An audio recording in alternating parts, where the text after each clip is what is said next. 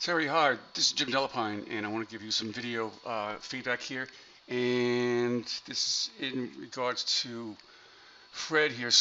I looked back at 3-2 here, and what I want you to do is make this look more like it's holding the bottle. Either get a different bottle that's in a different perspective, or the tongues that are in a different perspective, because this doesn't work logically, you know. But what I want you to do is this. I want you to go to layer 4 here, and I noted it in my comments for 3-2.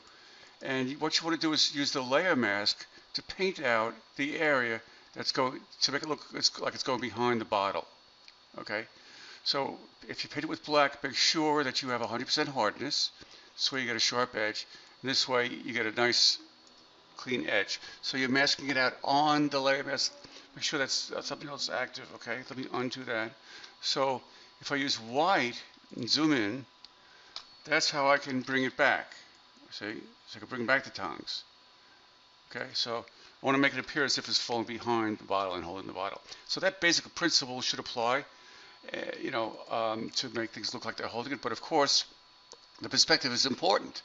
All right, so this bottle is just not working. I don't believe that it's stuck into the steak here or the meat. And also consider angling things, for animation. So if I click and shift click these elements here, all 4 elements, if I hit Control T and change the origin point to here, let's say, I'm going to rotate all these elements at the same time, see? So that'll give it some kind of a, little bit of animation, okay? So let's jump ahead though. That's 3-2. 4-2, right? So you have your background. You have text here. It kind of looks pretty horrible. Yeah, you want to make it stand out a bit.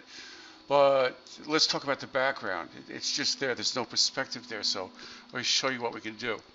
So if I select the background layer and hit Control T, it puts a bounding box around all those pixels on that layer. And then hit Control 0.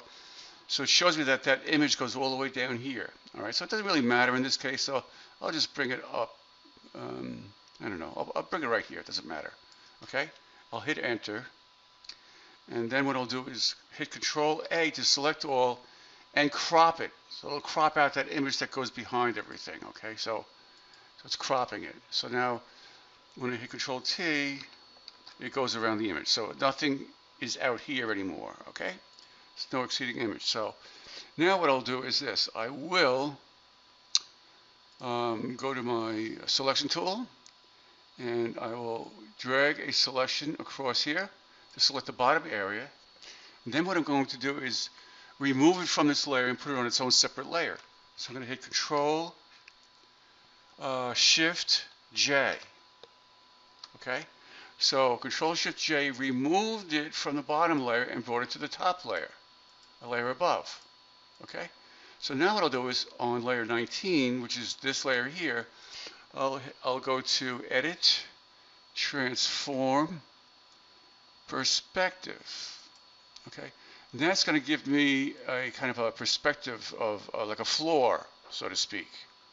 All right, so that's kind of cool, right? So that'll give me the illusion that this sink and Fred are standing on a floor. All right, so something like that. I don't know why this RF thing is up here.